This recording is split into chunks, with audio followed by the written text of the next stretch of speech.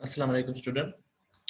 आज हम neurological disorder ACN का जो सब्जेक्ट है उसमें न्यूरोलॉजिकल डिसऑर्डर्स हमने स्टार्ट किए हुए थे। कल हमने लेक्चर्स जो लिया था उसमें हमने नर्वस सिस्टम का थोड़ा सा ओवरव्यू पढ़ा था। उसके बाद जो है वो उसके कुछ डिसऑर्डर्स पढ़े थे, अल्जाइमर डिजीज और CVA। तो आज ही उसी न्यूरोलॉजिकल डिसऑर्डर्स की कुछ हमारे पास और डिसऑर्डर्स है जिसको आज हम पढ़ेंगे, ठीक है। जिसमें ट्राइजेमिनल न्यूरोलॉजिया, एपिलेप्सी और सीजर्स शामिल हैं। इसके कुछ ऑब्जेक्टिव्स है जिसमें हमने पढ़ना है ट्राइजेमिनल नर्व्स की एनाटॉमी पढ़नी है, बेसिकली इसकी पैथोफिजियोलॉजी पढ़नी है, क्लिनिकल मैनिफेस्टेशंस पढ़नी है, ठीक है, डायग्नोस्टिक टेक्निक्स पढ़नी है, कैसे हम उसको रूल आउट करेंगे। इसके अलावा मेडिकल और सर्जिकल मैनेजमेंट हमने पढ़ना है और नर्सिंग केयर पढ़नी है। इसके अलावा nursing process to provide care to patients with various seizures disorders, इसमें हमने सीजर्स के बारे में पढ़ना है, एपिलेप्सी के बारे में पढ़ना है कि वो है क्या और कैसे जो है वो अकर होता है। एज अ नर्स हमने कौन सा केयर करना है ऐसे पेशेंट्स को जिसको सीजर्स होते हैं, ठीक है। और फिर इसके अलावा demonstrate understanding of side effects and nursing care of some common anti epileptic drugs, appreciate the psychological effect of epilepsy for a patient and family। अच्छा, सबसे पहले ये बात है कि कल हम जब नर्वस सिस्टम के बारे में पढ़ रहे थे तो वहाँ पे हमने बात की थी कि जो नर्वस सिस्टम है वो दो में डिवाइड है। एक हमारे पास सेंट्रल नर्वस सिस्टम है और एक हमारे पास जो है वो पेरिफेरल नर्वस सिस्टम है। तो सेंट्रल नर्वस सिस्टम में हमने बात की थी कि वहाँ पे हमारे पास ब्रेन और स्पाइनल कार्ड होता है और पेरिफेरल में हमारे पास नर्व्स होते हैं जो क्रेनियल नर्व्स है, स्पाइनल नर्व्स है, ठीक है। अभी अगर हम क्रेनियल नर्व्स की बात करें तो क्रेनियल नर्व्स हमारे पास टोटल 12 क्रेनियल नर्व्स है, ठीक है। यहाँ पे आपको मैंने एक पिक्चर ऐड की है, इसमें थोड़ी सी जो है वो अच्छी सी नजर नहीं आ रही, लेकिन फिर भी आप लोगों को थोड़ा बहुत इसकी समझ आ जाएगी। जो अल्फैक्टरी नर्व है वो उसको हम वन कहते हैं, ठीक है। फर्स्ट पे जो है वो अल्फैक्टरी नर्व है, सेंसरी है, ठीक है। और ये हमारी स्मेल जो होती है ना, तो जैसे हम स्मेल करते हैं, ठीक है, उसमें हेल्प कर देता है, ठीक है। इसके अलावा दूसरा जो है वो दूसरे नंबर पे ऑप्टिक नर्व है, जैसे इसके नाम से जाहिर है। ऑप्टिक जो है वो हमारी विजन से रिलेटेड है, ठीक है, जो हम हमारी आई साइट है उससे रिलेटेड है। इसके बाद थर्ड नंबर पे अकुलोमोटर नर्व है, ठीक है। ये नाम आप लोगों ने याद रखने हैं। अकुलोमोटर ये मोटर भी है और सेंसरी भी है। तो ये हमारे पास जो है आई के जो मसल्स है ना वहां पे ये मैसेज लेके जाता है और वहां से मैसेज वापस लेके आता है। इसके बाद जो फोर्थ पे है वो ट्रोक्लियर है, ये भी मोटर भी है और सेंसरी भी है। ये क्या काम करता है, survive the superior oblique eye muscles. ये भी हमारे पास जितने भी हमारे आई मसल्स है ना उसको मैसेज लेके जाता है और वहां से मैसेज वापस लेके आता है। फिफ्थ पे हमारे पास ट्राइजेमिनल नर्व है। ये मोस्टली ये मोटर भी है, सेंसरी भी है, ठीक है, दोनों काम करते हैं, मैसेज लेके भी आता है और मैसेज वापस लेके भी आ रहा है, ठीक है। तो ये भी हमारे पास जितना हमारा फेशियल एरिया है ना फेस का, वहां पे ये मोस्टली अपना जो है वो मैसेज लेके जाता है और वहां से वापस भी लेके आता है। इसके बाद जो है वो 6 नंबर पे एब्डुसेंस है, ये भी मोटर भी है, सेंसरी भी है।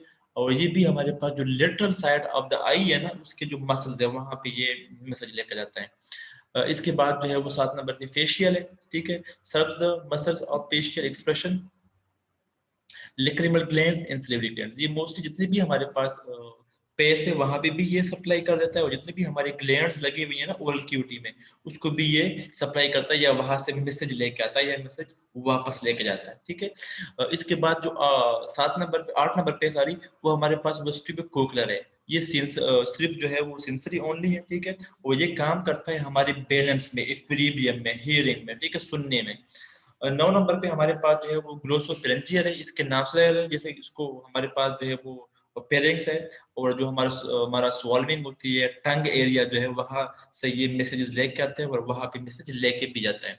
फिर 10 नंबर पे वेगस नर्व है, ठीक है। ये भी सेंसरी भी है और मोटर भी है, ठीक है। ये भी हमारे पास जो सेंसेशंस होती है जहाँ पे मैसेज लेके जाता है जितनी हमारे अर्गन्स है बॉडी में, ठीक है, मोस्टली वहां से ये मैसेज लेके भी आता है और मैसेज जो है वहां लेके भी जाता है। ठीक है। इसके बाद 11 पे जो है वो एसेसरी है, एसेसरी नर्व, ये भी मोटर भी है, सेंसरी भी है, ठीक है। और इसका काम है serve muscles that move head, neck and shoulders. ये मैसेज लेके जाता है कौन सी मसल्स में, जो हमारी हेड, नेक और शोल्डर के मूवमेंट में हेल्प करती है, वहां पे मैसेज लेके भी जाता है, वहां से मैसेज वापस भी लेके आता है ब्रेन तक, ठीक है।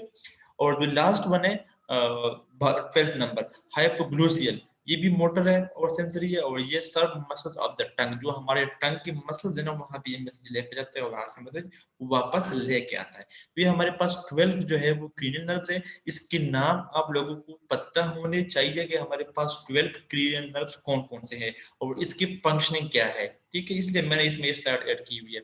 अभी हम बात करते हैं ट्राइजेमिनल न्यूरोलॉजिया का। ट्राइजेमिनल न्यूरोलॉजिया का, जैसे कि हमने बात की ट्राइजेमिनल नर्व की, तो ट्राइजेमिनल नर्व जो है वो मोस्टली हमारा जो मैसेज लेके जाता है, तो वो जो हमारा पेस है ना, फेशियल एरिया है, उसको मैसेज लेके जाता है, ठीक है। ये क्या है, as a disorder of the fifth cranial nerve. अभी हमने देखा कि हमारे पास फिफ्थ क्रेनियल नर्व है, तो उसमें कोई हमारे पास वो प्रेशराइज हो जाए, उस पर प्रेशर आ जाए, ठीक है, या कोई भी वहां पे डिसऑर्डर्स हो, तो उसको हम कहेंगे trigeminal neuralgia. It is characterized by sudden paroxysms of burning pain along one or more of the branches of the trigeminal nerve. इसमें क्या होता है, बर्निंग पेन होती है, ठीक है। यहाँ पे जितने भी इसके ट्राइजेमिनल नर्व के ब्रांचेस है, उसकी किसी भी पार्ट में कोई भी हमारे पास डिफेक्ट आ जाए, तो वहां पे फिर क्या होता है, पेन होता है उस एरिया में, ठीक है। The pain alternates with periods of complete comfort. जब आप जो है थोड़ी देर के लिए बैठ जाते हैं, रेस्ट कर लेते हैं, तो कंपार्ट के साथ आपका पेन जो है थोड़ा चेंज हो जाता है, कम हो जाता है। इसके साइंस सिम्टम्स क्या है, इसकी सडन स्वेयर पेन होती है, ठीक है, अपीयरिंग विदाउट वार्निंग, कोई इसकी वार्निंग नहीं होता, बस सडनली आपको पेन आ जाता है, ठीक है। Numerous individual flashes of pain ending abruptly and usually on one side of the face only. इसकी जो पेन होती है ना, फ्लैशेस पेन होती है, ठीक है, स्प्रेडिंग वाली पेन होती है, वो मोस्टली एक साइड पे होती है, क्योंकि देखिए हमारा फेस है, उसके दो साइड है, राइट एंड लेफ्ट, ठीक है। तो या तो आपका राइट साइड पेन होगा या लेफ्ट साइड पे, क्योंकि डिफेक्ट हमेशा एक साइड पे आती है, दोनों साइड पे इकट्ठे डिफेक्ट नहीं आते नर्व्स में। अगर दोनों साइड पे डिफेक्ट आएगा तो फिर तो बिल्कुल आपका फेशियल एरिया काम ही छोड़ देगा ना। तो इसका मतलब है कि यहाँ पे जब अगर कोई हमारे पास वे नर्व में डिफेक्ट होता है, तो वो एक साइड पे आता है और उसी साइड पे फिर पेन होना स्टार्ट हो जाता है। Attacks provoke by pressure on a trigger point, कहीं भी जो आपका ट्राइजेमिनल नर्व्स है, उसके किसी भी एरिया पे जब प्रेशर बढ़ जाता है, तो वहां पे हमारे सिग्नल्स जो है वो जाना बंद हो जाते हैं, जिसमें से फिर आपका जो है सच ट्रिगर्स इंक्लूड शेविंग के दौरान, या जब आप बात कर लेते हो, च्युइंग गम आप कर लेते हो, कोल्ड वाइन या इस तरह के, ठीक है। तो इन चीजों की वजह से आपकी जो ट्राइजेमिनल नर्व्स है, उनके जो डिफरेंट ब्रांचेज है, उसमें किसी भी एरिया में प्रेशर आ सकता है, या वहां पे जो है कोई ना कोई डिफेक्ट आ सकता है, जिसकी वजह से आपका पेस का एक एरिया पर काम करना छोड़ देता है। नर्सिंग कंसिडरेशंस जो है इसकी क्या है, is instruct patient to avoid effect check to sudden cold if this is known to trigger the nerve, for example avoid.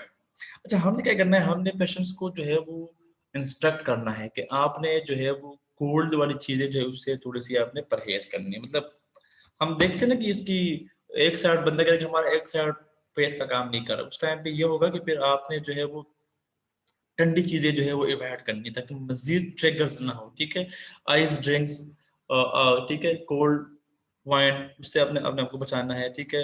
आपने ठंडे पानी से अपने आपको बचाना है, ठीक है। जितनी भी ड्रग्स है उसके लिए मोस्टली, ठीक है, तो वो आपने लेनी है, ठीक है। जैसे उन्होंने लिखा हुआ है टिग्रेटोल है और डेलेंटिन है, ठीक है, relieves and prevents pain in some patients, serum blood levels of drugs are monitored in long term use. Surgical procedure to survive the affected nerve provide optimum pain relief with minimum impairment. Surgical procedures भी हम कर सकते हैं, हम देखते हैं कि भाई उसका नर्व एक अगर कंप्लीटली डैमेज हुआ है, तो उसकी हम सर्जिकल रिमूवल भी कर सकते हैं, उसके लिए जो है वो पेन को खत्म करने के, ताकि वहां से फिर पेन ना हो, ठीक है। Instruct patient and methods to prevent environmental stimulation of pain. हमने पेशेंट को इंस्ट्रक्ट करना है कि आपने ऐसे काम करना है एनवायरमेंट में, या आपने अपने आप को ऐसी चीजों से बचाना है जहां पे आपको लगे कि इस चीज से मेरे पेन जो है वो बढ़ सकती है, ठीक है। Eat food that are easily chewed and are serve at room temperature. ऐसे आपने खाना लेना है जो आसानी से आप चबा सके, ठीक है, और वो रूम टेम्परेचर वो ज्यादा गर्म भी ना हो और ज्यादा ठंडा भी नहीं होता कि आपके नर्व को जो है वो ट्रिगर ना कर सके, डैमेज ना कर सके, ठीक है। अभी हम आते हैं अपने असल टॉपिक पे, जो हमारे पास एपिलेप्सी है, जिसे हम नाम देते हैं सीजर्स का, ठीक है। ये एक न्यूरोलॉजिकल डिसऑर्डर्स है, और इसमें होता क्या है कि जितनी भी हमारे ब्रेन सेल्स है, ब्रेन के अंदर जो नर्व सेल्स है, उसमें कोई ना कोई इलेक्ट्रिकल डिस्टर्बनेस हो जाती है। इलेक्ट्रिकल डिस्टर्बनेस हो जाती है, मैसेज आगे पास नहीं होता, जिसकी वजह से जो है वो फिर पेशेंट्स को झटके लग जाते हैं, ठीक है, और उसको फिर हम नाम देते हैं एपिलेप्सी का। Epilepsy is an abnormal electrical disturbance in one or more areas of the brain, ठीक है। इलेक्ट्रिकल डिस्टर्बेंस हो जाती है, सिग्नल्स पास नहीं होते आगे, ठीक है। An estimated 2 to 4 million persons in the United States are affected with epilepsy, and more than half of these are under 20 years of age. अब जितनी 2 से 4 मिलियन पीपल जो है वो यूनाइटेड स्टेट में इस टाइम पे एपिलेप्सी से इफेक्ट हो रहा है, ठीक है। और इसकी मोस्ट लोगों की एज जो है वो कितनी है, वो 20 ईयर से कम है। इट्स मीन कि this is a threatening sign, ठीक है। तो जो एपिलेप्सी है, ये एक बहुत खतरनाक किस्म की बीमारी है, और इसमें जो है वो बहुत सारे साइन सिम्टम्स होते हैं, आपके हाथ पाँव जम जाते हैं, आपके मसल स्ट्रिक हो जाते हैं, ठीक है, और आपको किसी चीज का पता नहीं चलता। The basic problem is thought to be an electrical disturbance in the nerve cells in one section of the brain, causing them to give up abnormal, recurrent, uncontrolled electrical discharges that produce a seizures or convulsion. अब पहले मैंने बताया है कि जो हमारा nerve cells है, इसमें इलेक्ट्रिकल डिस्टर्बेंस हो जाती है, ठीक है, ब्रेन में, और वहां पे जो है वो फिर आपकी जो सिग्नल्स है वो आगे पास नहीं होता, या बहुत ज्यादा पास होते हैं, जिसकी वजह से फिर जो है वो ब्रेन डिस्टर्ब हो जाते हैं और सीजर्स आ जाते हैं, कन्वर्जन आ जाते हैं, ठीक है। The underlying disorder may be structural, chemical, physiological or a combination of all this. अब ये डिसऑर्डर जो है वो स्ट्रक्चरल भी हो सकती है, मतलब किसी को अगर चोट लग जाए तो उसकी वजह से ब्रेन में कोई चेंजेस आ जाती है, स्ट्रक्चर, ठीक है। केमिकल चेंजेस भी हो सकती है, जो हमारे पास ब्रेन में एंजाइम है, ठीक है, डोपामिन वगैरह, या ये ज्यादा रिलीज हो जाए। फिजिकल भी हो सकती है, या ये तीनों मिलके भी एक टाइम पे तीनों भी हो सकते हैं कि स्ट्रक्चरल डिफेक्ट भी हो, केमिकल भी हो और फिजिकल भी हो, ठीक है। तो आपकी उस वजह से फिर जो नर्व सेल्स है उसमें इलेक्ट्रिकल डिस्टर्बेंस हो जाती है, सिग्नल्स पास नहीं होते, जिसकी वजह से फिर जो है वो सीजर्स अकर हो जाते हैं। अच्छा, कौन से ऐसे फैक्टर्स है जिसकी वजह से सीजर्स हो सकते हैं? ट्रॉमा हो जाता है हेड को या ब्रेन को, या जिसको ब्रेन ट्यूमर हो, सर्कुलेटरी डिसऑर्डर हो, स्ट्रोक हो, जैसे हमने कल स्ट्रोक के बारे में पढ़ा था, ठीक है। मेटाबॉलिक डिसऑर्डर्स हो सकते हैं, जैसे हाइपोग्लाइसीमिया है, किसी का शुगर बहुत ज्यादा कम हो गया है, हाइपोकैल्सीमिया है, ठीक है, सेरेब्रल एनोक्सिया है, वहां पे ब्लड नहीं जा रहा अच्छी तरह से, ड्रग अल्कोहल टॉक्सिसिटी है, इन्फेक्शन है, तो ये सारे फैक्टर्स है जिसकी वजह से सीजर्स हो सकते हैं, ठीक है। अच्छा, फिर अगर सीजर्स की हम बात करें तो उसको फिर हम 3 फेजेस में डिवाइड करते हैं। ये बहुत ज्यादा इंपॉर्टेंट है, आप लोगों ने इसको याद रखना है, पेपर में मोस्टली ये पूछा भी जाता है, ठीक है। तो इसका जो फेज 1 है, ये हमारे पास प्रेक्टल फेज है। इसमें क्या होता है, consist of big emotional changes. इसमें इमोशनल चेंजेस आ जाते हैं बॉडी में, आप डिप्रेस हो जाते हो, एंग्जाइटी में चले जाते हो, या ओवर नर्वस हो जाते हो। हम कहते हैं ना कि ये बंदा ज्यादा नर्वस हो गया, इमोशनल हो गया, ठीक है। तो इस तरह के चेंजेस जो है वो फर्स्ट फेज में आते हैं, जिसे हम कहते हैं प्रेक्टल फेज, ठीक है। Last for minutes to hour followed by an aura. अब ये जो टाइम है प्रेक्टल फेज जो है वो 5 से 6 मिनट से लेकर 1 घंटे तक हो सकता है। और उसके बाद क्या होता है, एवरा। अब एवरा क्या है? एवरा हमारे पास जो है is usually a sensory Q, order और साउंड और सेंसेशन, ठीक है, वीकनेस। अब इसमें क्या होता है, आपके जो है वो ऑर्डर्स है या आपके जो सेंसेशन के पावर है वो थोड़ी सी कम हो जाती है, वीकनेस हो जाती है, नमनेस हो जाती है आपको।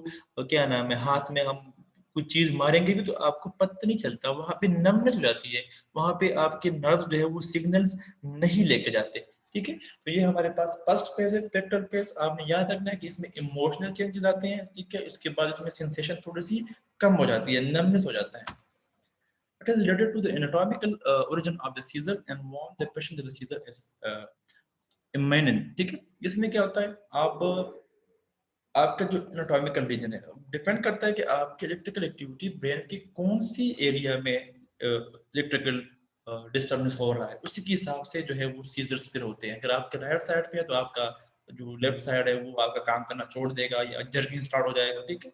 और ये एक वार्निंग साइन है आपके लिए कि आपको सीजर्स हो सकते हैं, तो इसी टाइम पे इसको डायरेक्ट ट्रीट करना चाहिए। रेक्टल पेज में और में not be present in all patients. जरूरी नहीं है कि हर पेशेंट्स में ऐसे ये पेज हो, कुछ पेशेंट्स में डायरेक्टली जो है वो बहुत ज्यादा सीवियर किस्म का अटैक हो जाता है, जिसकी वजह से फिर बहुत सारी प्रॉब्लम हो सकती है। लेकिन कुछ पेशेंट ऐसे हैं जिसको ये एक वार्निंग साइन के तौर पर हम इसे कहते हैं कि रेक्टल पेज जो है। इसके पास सेकंड पेज है, इसमें क्या होता है, इसमें टोनिक क्लोनिक पेज, ठीक है, इसमें टोनिक क्लोनिक पेज है। ये इसमें आपकी मसल्स जो है वो बिल्कुल ज्यादा हार्ड हो जाते हैं, ठीक है। लॉस ऑफ कॉन्शियसनेस, आप होश को बैठते हो, आपका कॉन्शियस लेवल जीसीएस जो है वो डाउन हो जाता है। स्किन आपका साइनोटिक हो जाता है, ब्लूइश हो जाता है, क्यों, वहां पे ऑक्सीजन भी नहीं जाता, ठीक है। Breathing is spasmodic, jaws are tightly clenched in tongue and in the teeth may be bitten, कि आपकी जाज जो है वो टाइट हो जाती है, ठीक है, और आप अपना क्या नाम है टंग जो है वो पैट करना स्टार्ट कर देते हो। Urinary and faecal incontinence usually अगर इसमें ये भी होता है कि आपकी यूरिनरी और फीकल इनकॉन्टिनेंस भी इसमें हो सकता है। और पेज में लास्ट 1 और मोर मिनट्स, ये वाला जो पेज है सेकंड पेज है, ये 1 से 2 मिनट या 5 मिनट तक ये हो, ये मोस्टली बहुत ज्यादा खतरनाक पेज है इसकी एपिलेप्सी की। और टोनिक और क्लोनिक में क्या डिफरेंस है, tonic activity is characterized by rigid contraction of the muscles, इसमें आपकी जितनी भी मसल्स है वो रिजिड हो जाते हैं, उसमें कंट्रैक्शन जो है वो बड़ी मुश्किल से होती है फिर, ठीक है। और clonic activity is characterized by alternate contraction and relaxation of muscles causing jerking movements of the arm and leg। इसमें क्या होती है, इसमें क्लोनिक में आपकी जो मसल्स मूवमेंट है वो बिल्कुल डिस्टर्ब हो जाती है, एक साइड पे चले जाती है, ठीक है। और आपके हाथ और पाव और जो आपके जहाज है, जबड़े है, उसमें जर्किंग मूवमेंट्स होती है, ठीक है। तो इन दोनों में डिफरेंस ये है, टोनिक एक्टिविटी में आपकी मसल्स रेस्ट हो जाते हैं और क्लोनिक एक्टिविटी में आपकी जो मसल्स की कंट्रैक्शन और रिलैक्सेशन है वो अल्टरनेट हो जाते हैं, ठीक है। यहाँ पिक्चर दिया हुआ ये देखें, ये एक जो है वो टोनिक फेज है और दूसरा जो है वो आपका क्लोनिक फेज है, ठीक है। थर्ड फेज जो है वो पोस्ट टिकल फेज है। फेज विल वेरी सिम्टम्स भी डिपेंड करता है कि आपके साइन सिम्टम्स कैसा है। Many patients fall into a deep sleep which may last for several hours। कुछ पेशेंट इसमें बहुत ज्यादा डीप स्लीप में चले जाते हैं, ठीक है, कुछ 10 घंटे 12 घंटे के लिए। पेशेंट में experience headache, fatigue, confusion and nausea. Psychomotor seizures जो है वो भी हमारे पास कौन सी है, different form of seizure activity often appearing as irrational or odd behaviour such as removing one's cloth or purposeless behaviour such as snacking one's lip or smashing one's lips. अच्छा, इसमें क्या होता है, इसमें ये जो हमारे पास साइकोमोटर सीजर, इसमें ये होता है कि आप पर्पसलेस जो है एक्टिविटीज करना स्टार्ट कर देते हो, इसका कोई मकसद नहीं होता, आपका बिहेवियर चेंज हो जाता है, ठीक है। आप अपने कपड़े पहनना स्टार्ट कर देते हो, अपने लिप्स जो है वो काटना स्टार्ट कर देते हो, ठीक है। तो इसमें आपकी बिहेवियर बहुत ज्यादा चेंज हो जाती है। Last only a few minutes and individual has no recall of behaviour, ये कुछ 5 से 10 मिनट तक होता है, और जितनी भी इसके बिहेवियर है बाद में जब वो ठीक होता है तो उसको याद नहीं होता कि मैंने क्या किया है, ठीक है। इसमें ऑडिटरी विजुअल और olfactory hallucination में आल्सो कर, इसमें जो है वो आप कहते हो कि मुझे पता नहीं आवाज ही सुनाई दे रहा है, हालांकि रियल में ऐसा नहीं होता, ठीक है। आपका तो मुझे सामने जो है वो दो कुड़ियां नजर आ रही है, परियां नजर आ रही है, लेकिन ऐसा एक्चुअल में होता नहीं है, ठीक है। तो इसमें एडिटरी और विजुअल और ये सारे हेलुसिनेशन भी होती है। हेलुसिनेशन मींस पार्स परसेप्शन होती है इसमें, ठीक है। नर्सिंग मैनेजमेंट क्या है एपिलेप्सी की, इसमें सबसे पहले ये है कि आपने determine and treat underlying cause of seizure, आपने देखना है कि सीजर्स हुआ किस वजह से है, पेशेंट को कोई हेड इंजरी हुई है या केमिकल का से, फिजिकल का से, कौन से इसके का से, उसको आपने ट्रीट करना है। Prevent recurrence of seizure and therefore allow patient to live normal life, दोबारा सीजर से पेशेंट्स को बचाना है, इनको ड्रग्स देनी है, इनको जो है वो कंपार्ट करना ताकि वो एक नॉर्मल लाइफ जो है वो गुजार सके। Institute and reinforce the importance of anti conversion drug therapy, बहुत जरूरी है कि उस टाइम पेशेंट्स को जो है वो हम फिर एंटी कन्वर्सन ड्रग्स देते हैं, ठीक है। मोस्टली आप सारे लोगों को पता होगा कि एंटी कन्वर्सन ड्रग्स कौन से हैं, जैसे हम विलियम वगैरह हम पेशेंट्स को मोस्टली देते हैं, ठीक है। Drug therapy is a mean of controlling the condition, it is not a cure. ये इसमें क्या है, ये इसका कोई ट्रीटमेंट नहीं है, ये जस्ट इतने जो साइन सिम्टम्स होते हैं जो वो अपने टंग बैड कर देते हैं, जो इनके हाथ पाव जो है वो ज्यादा कंस्ट्रक्ट हो जाते हैं, रिजिड हो जाते हैं, इसको कंट्रोल करने के लिए जस्ट हम ये ड्रग देते हैं, ये उसका कोई परमानेंट इलाज नहीं है। Initial dose will have to be monitored and alter to provide maximum control with minimum side effects, हमने ऐसे डोज देने हैं कि इसकी जो पेशेंट्स को हम ज्यादा ज्यादा कंट्रोल कर सके और उसकी साइड इफेक्ट्स बहुत ज्यादा कम हो, पेशेंट को मजीद कॉम्प्लिकेट न कर सके। Instruct patient to keep record of, और सब पेशेंट्स को हमने बताना है, ठीक है, इसका आपने देखना है कि पेशेंट्स को ये सीजर कब कब आते हैं, कितने कितने दिनों बाद आते हैं, ठीक है, 10 दिन में 2 दफा आते हैं, 5 दिन में 1 दफा आते हैं, ड्यूरेशन देखना है, टाइम देखना है, ठीक है, सारा कुछ हमने मॉनिटर करना है ताकि आपके पास रिकॉर्ड हो, ताकि बाद जब आप जाते हैं डॉक्टर के पास तो उनको पता हो कि इनकी ये जो कंडीशन होती है ये कितनी देर बाद होती है, उसकी अकॉर्डिंग उसकी ट्रीटमेंट मैनेजमेंट जो है हम स्टार्ट कर देते हैं। Use of multi disciplinary approach to cope with social, emotional and vocational pressure of the person with epilepsy. Patients को जो है वो हमने सोशल इमोशनल तौर पर जो है उसको सपोर्ट करना है। Place beach tongue blade and oral Ayurveda with patient bedside. अब देखिए हमने क्या करना है, वो जो हमारे पास टंग डिप्रेसर होती है, टंग ब्लेड होता है या जो आयुर्वेद होता है वो हमने पेशेंट के मुंह में रखना है। क्यों? क्योंकि इसमें हमने पढ़ा है कि जो एपिलेप्सी है उसमें मोस्टली पेशेंट अपने दांत और अपनी जुबान और अपने होंठ जो है वो काटना स्टार्ट कर देते हैं, तो उसको बचने के लिए हमने पेशेंट के मुंह में अंदर आयुर्वेद रखना है। Tape them to the headboard or wall above the bed. This provides case emergency assist. ठीक है, take the seizure, point patient's temperature with a rectal thermometer, prevent possibility of patient biting an oral thermometer if seizure should occur। अब इसमें हमने क्या करना है, ऐसे patient अगर हमने टेम्परेचर चेक करना है, ठीक है, तो मोस्टली हम जो है वो रेक्टल ले लेते हैं, क्योंकि ओरल अगर हम लेंगे तो वो बैठ कर जाएगा और मजीद पेशेंट्स को जो है वो नुकसान होगा। ठीक है, set up suction equipment at the bed side, और सक्शन इक्विपमेंट हमने पेशेंट के बेड साइड रखना था कि अगर पेशेंट को कोई सक्शनिंग हो या जर्किंग या उसमें मुंह में कोई सिक्रेशन आ रहा होता है कि वो जो है वो दोबारा अंदर एस्पायरेट ना कर जाए। ठीक है, essential step necessary to protect the patients during a seizure. ठीक है, turn patient on his side to provide for drainage of secretion. Patients को हमने एक साइड पे लिटाना है ताकि जितनी भी सिक्रेशन है वो आराम से बाहर निकल सके। Do not forcefully restrain patient duty the patients को हमने कभी भी फोर्सफुली रिस्ट्रेन नहीं करना, उसको कभी फोर्सफुली हमने नहीं बांधना। Remove object that may obstruct breathing और कॉज इंजरी पेशेंट, ये सारी चीजें हमें रिमूव करनी है जो पेशेंट्स को तकलीफ पहुंचा सके, उसको बचने के लिए हमने सारी चीजें साइड पे रखनी है। Protect patients head from injury with pillow blanket, patients के हेड को हमने इंजरी से बचाना है, क्योंकि इस टाइम पे पेशेंट जो है उसको नहीं पता चल रहा, वो हाथ पाँव जो है वो मार रही होती है, उसको कोई भी चीज हाथ में आता है तो वो किसी को भी मार सकते हैं, तो उसको हेड को हमने इंजरी से बचाना है। Essential steps necessary to ensure safety of the patient following a seizure: keep bed flared and patient turn on his side until he is alert। अब क्या करना है, पेशेंट्स को हमने सेफ्टी सबसे इसमें इंपॉर्टेंट चीज है, ठीक है, कि पेशेंट को हमने सेफ्टी प्रोवाइड करना है, उसका बेड फ्लैट हो, रूम में प्रॉपर लाइटिंग हो, ठीक है, इसकी जो क्लॉथिंग हो वो लूज हो। ठीक है, check water science immediately after season and use 30 minutes. Check left tongue and inside of the mouth once injuries if patient is incontinent, change clothing and bedding with a little disturbance as possible। ठीक हो गया। फिर हमने documentation करनी है कि patient को क्या क्या हो गया था, कैसे हो गया था, कौन कौन से ड्रग्स हमने दिए, ठीक है, वो सारा चीजें हमने डॉक्यूमेंट करनी है, बहुत जरूरी है। Document all precautions taken, documents all activity observed during a seizure to include the time, location, circumstances, length of seizure activity and vital signs। documents and any injury sustained during a seizure, सारा कुछ जो आपने इस दौरान किया वो आपने document करना है अपनी रिकॉर्ड करने के लिए। तो this is all about today lecture. ठीक है, उम्मीद है आप लोगों को समझ आ गया होगा। अब इसके एक दो टॉपिक्स और है वो भी हम कॉल करेंगे इंशाल्लाह। ठीक है, तो ये एक दफा आप लोग अच्छी तरह से इसको सुन लें और पढ़ लें। Thank you, that's all about today presentation.